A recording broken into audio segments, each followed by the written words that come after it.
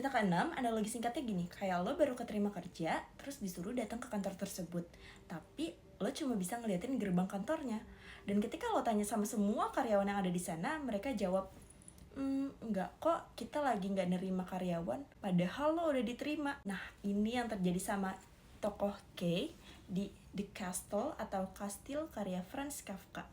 Kastil bercerita tentang K yang datang ke sebuah desa bersalju karena dia diundang sebagai juru ukur tanah untuk kastil tersebut. Tapi ketika dia datang ke desa tersebut, semua orang desa kayak nggak tahu menahu kalau ada undangan pekerjaan ini. Dan ketika dia bertanya ke banyak pihak, seolah warga desa tuh nggak tahu menahu kemana dia harus menghubungi dan juga gimana caranya dia bisa sampai ke kastil tersebut. Jadi dia tuh kayak terombang-ambing di kebingungannya sendiri selama ada di desa tersebut. Dia itu berusaha keras banget untuk menghubungi pihak kastil, terutama seorang pejabat misterius bernama Clem. Actually, I don't know how to pronounce his name. It's Klamm.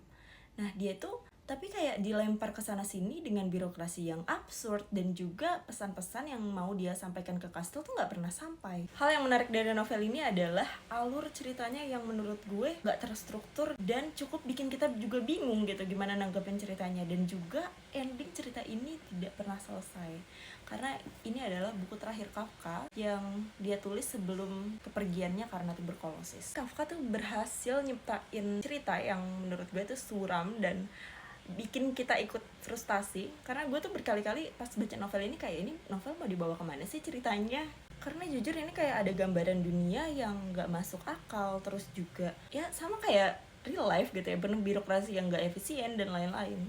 Kalau gue sih ngelihat cerita ini bisa diartikan sebagai simbol perjuangan kita buat ngelawan sistem yang gak adil gitu ya, atau juga bisa pencarian makna hidup yang gak pernah usai.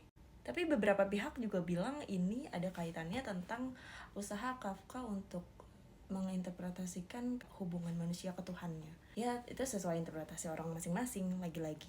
Dan kalau kalian mau baca buku ini, tolong diingat kalau buku ini tidak pernah selesai. Dan di ending itu bener-bener yang ceritanya tuh gantung. Dan lo gak akan pernah nemuin ini apa yang dikatakannya itu apa maksudnya.